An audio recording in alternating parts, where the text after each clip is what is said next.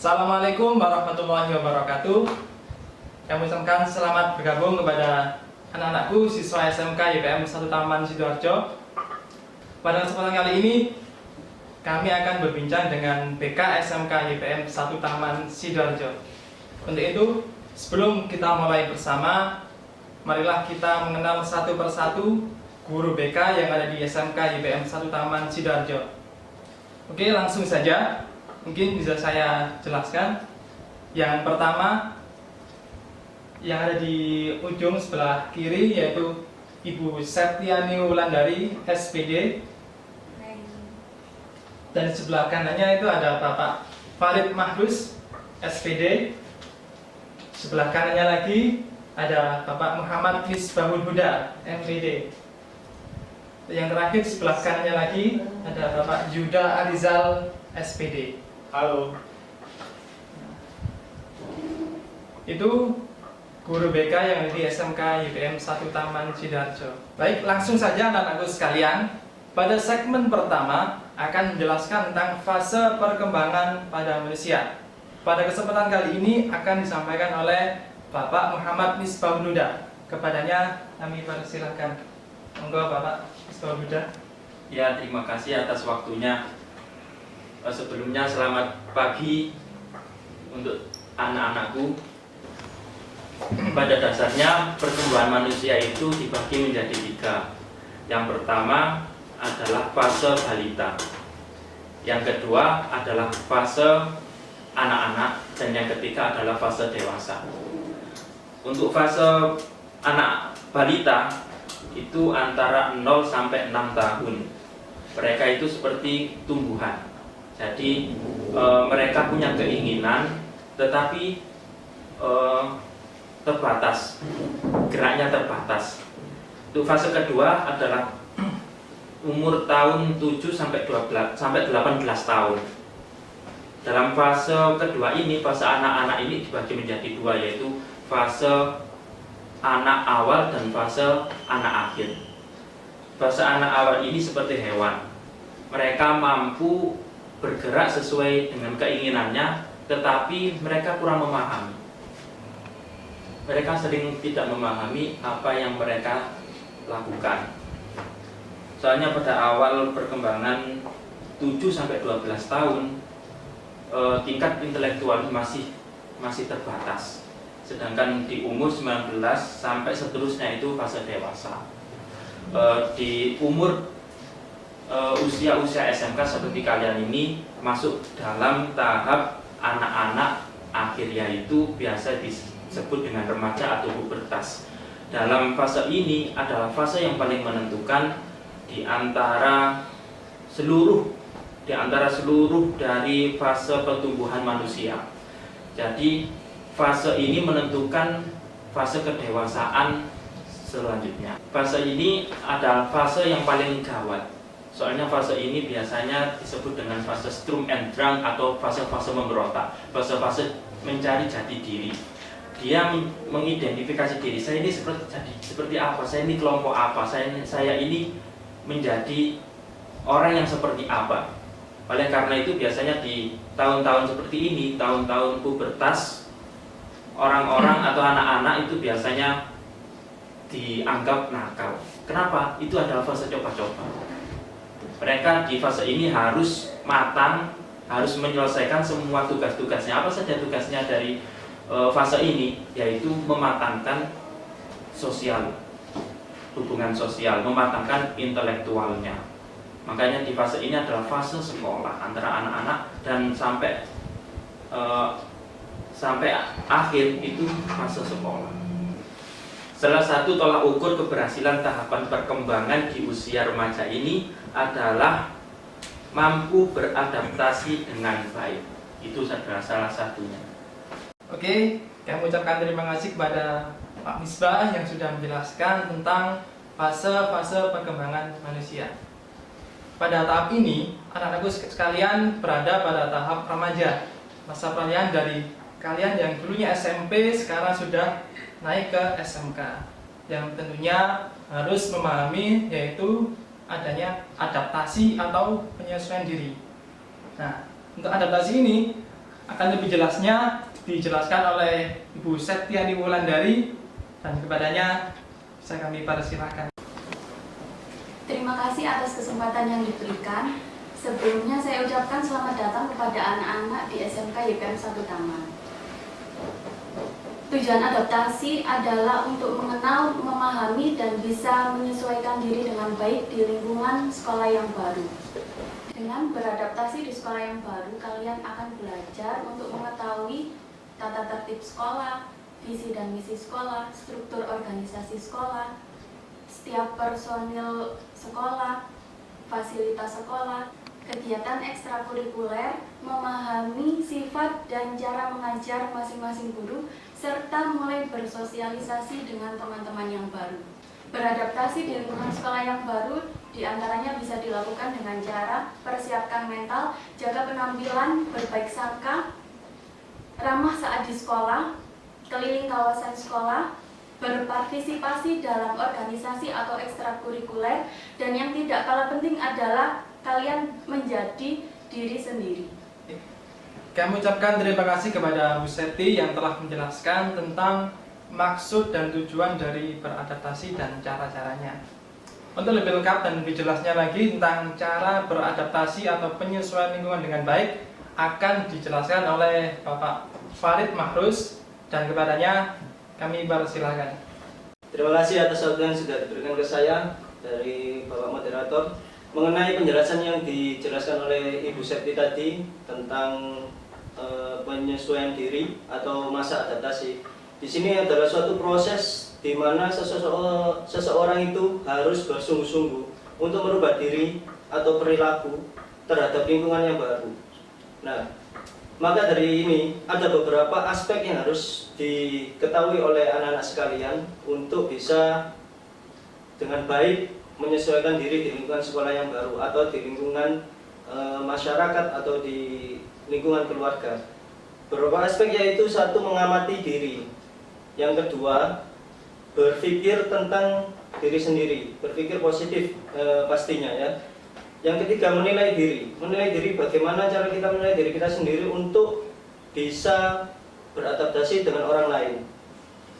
Yang keempat yaitu berusaha untuk menyempurnakan dan mengembangkan diri atau mempertahankan diri di lingkungan yang baru. Maka dari itu, ada dari aspek-aspek yang tadi kita bisa menyimpulkan bahwasanya seseorang itu bisa menyesuaikan dirinya dengan lingkungannya itu tidak serta-merta dengan sesuatu yang baru yang mungkin menurut anak-anak sekalian belum pernah ada di jenjang sekolah sebelumnya, yaitu di SMP. Maka di sini dibutuhkan yang namanya kematangan emosional.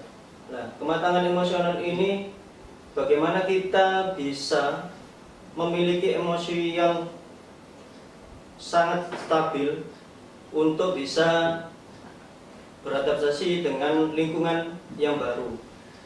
Yang kedua, untuk kita butuh kematangan dalam sosial. Di sini bagaimana kita bisa berbaur atau bisa juga untuk bersosialisasi dengan teman baru atau teman lama yang mungkin rasa baru di sekolah di SMK YPM 1 ini. Maka dari itu, kematangan sosial sangat dibutuhkan bagi kita untuk bisa berbaur dengan mereka. Yang ketiga yakni kemampuan intelektual. Kemampuan intelektual sangat dibutuhkan pada diri kita sendiri. Nah, kemampuan ini agar kita bisa mempunyai wawasan konsep, wawasan yang luas. Bagaimana cara kita untuk berteman, bagaimana cara kita untuk bersosialisasi terhadap lingkungan yang baru yang ada di sekitar kita, yang mungkin dari pengalaman yang kemarin di tingkat SMP belum kita temukan di situ. Yang keempat yakni tanggung jawab personal. Tanggung jawab personal di sini bagaimana kita menyusun rencana mulai dari kita datang di sekolah, mulai dari kita mengemas untuk pulang, belajar di rumah, kita punya konsep di situ atau kita punya tujuan. Di situ kita menunjukkan bahwasanya kita mempunyai tanggung jawab secara personal. Di masa penyesuaian ini tentunya ada beberapa faktor, bukan banyak ya, beberapa faktor yang mempengaruhi kita dalam penyesuaian dengan lingkungan yang baru, yaitu ada faktor lingkungan, ada faktor keluarga, ada faktor teman sebaya, di mana ketika kita tidak ada beban atau kecemasan yang berlebihan terhadap diri kita sendiri, kita pasti mampu untuk menyesuaikan diri di lingkungan yang baru, dengan teman-teman yang baru, dengan guru-guru baru, dan segala hal yang ada di sekolah atau ada di lingkungan yang kita tempati saat ini. Maka seseorang itu dikatakan berhasil dalam penyesuaian diri, ya ini ada beberapa ciri dari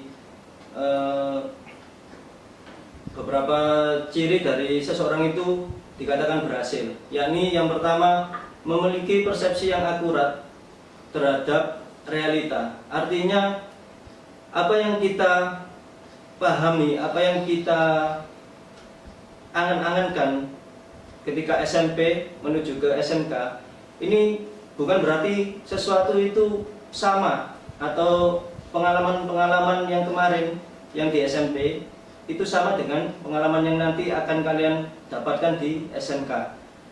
Yang kedua, yakni kemampuan beradaptasi dengan tekanan, stres, dan kecemasan itu tadi. Karena seseorang yang masih membawa kecemasan atau mendapat tekanan, mungkin dari keluarga, teman sebaya, atau yang lainnya, cenderung tidak bisa atau susah untuk menyesuaikan diri terhadap lingkungan yang baru.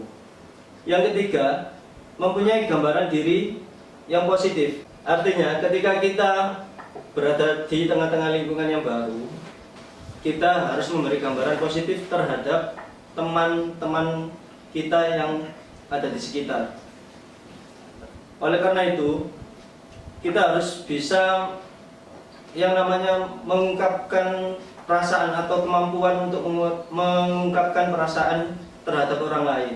Artinya kita harus bisa memulai pembicaraan terlebih dahulu kepada teman-teman kita yang baru. Jangan sungkan atau jangan minder, karena dari situ kita memulai pembicaraan yang baru. Kita bisa tahu atau kita bisa mengungkapkan rasa terhadap sesama teman di lingkungan kita. Yang ketiga, yang terakhir, yakni relasi interpersonal yang baik. Artinya ketika kita berada di lingkungan sekitar, kita harus mempunyai komunikasi yang baik antar kelompok di situ. Jadi ketika kita berada di suatu kelompok, kita harus mampu atau kita harus punya kecakapan dalam kemampuan atau dalam hal berbahasa. Baik, itu tadi penjelasan dari Pak Farid tentang aspek-aspek yang harus diperhatikan dalam adaptasi atau penyesuaian diri, mulai dari kematangan emosional, sosial, maupun intelektual. Berkenaan dengan kematangan intelektual akan disambung oleh Pak Yuda, yaitu tentang motivasi belajar oleh siswa. Untuk itu, mari kita saksikan bersama dan kita perhatikan bersama apa itu yang dijelaskan oleh Pak Yuda. Padanya kami persilahkan. Oke, terima kasih Pak Adi sebagai moderator kali ini. Yang sudah dijelaskan Pak Adi tadi, yaitu saya akan membahas sedikit tentang motivasi belajar. Sebelum saya membahas motivasi belajar itu apa, kita harus tahu motivasi itu apa sih. motivasi itu proses menjelaskan intensitas, arah, dan ketekunan seorang individu untuk mencapai suatu tujuan. Nah, tujuan di sini ini yang menjadi motivasi kalian. Nah, sebelum saya gabungkan motivasi dengan belajar, yang harus kalian pahami, yang harus kalian tahu, belajar itu harus bagaimana sih? Belajar itu apakah harus menunggu disuruh orang tua atau belajar atas kemauan sendiri? Nah, di sini kalian harus sudah tahu kalau misalnya belajar disuruh orang tua itu sama aja kalian belajar itu karena terpaksa. Nah, sedangkan belajar karena keinginan sendiri atau kemauan sendiri itu hasilnya akan lebih bagus dibanding kalian belajarnya karena terpaksa. Nah, sekarang kita gabungkan motivasi belajar. Motivasi tadi yaitu untuk mencapai suatu tujuan. Nah, sekarang kebanyakan kenapa beberapa siswa itu malas belajar? Karena mereka kebanyakan itu belum mempunyai tujuan yang akan dicapai ke depannya. Misalnya tujuan mau masuk ke perguruan tinggi atau bekerja di suatu perusahaan ternama. Nah, kebanyakan siswa yang malas belajar itu mereka belum mempunyai tujuan yang jelas. Nah, di sini kalian harus sudah mulai mempunyai tujuan yang jelas. Pertama, pikirkan bagaimana caranya mempunyai tujuan atau motivasi ke depannya, yaitu yang pertama adalah kalian harus pikirkan apa yang akan kalian capai ke depannya. Misalnya yang lebih spesifik, mengambil jurusan psikologi atau misalnya bekerja di pertambangan atau kemana. Nah, di sini setelah kalian pikirkan, setelah itu sudah spesifik atau tujuan cita-cita kalian, selanjutnya tulis. Silakan ditulis, kalian tulis di kertas. Setelah itu kalian tempelkan, entah itu di lemari atau di kamar, supaya setiap hari kalian bisa melihat cita-cita kalian. Nah, ini yang akan membuat kalian termotivasi, akhirnya kalian tidak malas belajar. Nah, ini salah satu trik atau tips. Nah, selanjutnya kalau kalian, karena ini pembahasannya seharusnya itu panjang, silakan datang ke ruangan BK. Kalian akan bertemu bersama kami berempat. Oke, kita tunggu. Oke, kami ucapkan terima kasih kepada Bapak Ibu BK, dan apabila anak-anakku semua ingin berkonsultasi bisa langsung ke ruang BK. Assalamualaikum warahmatullahi wabarakatuh. Salam sehat, salam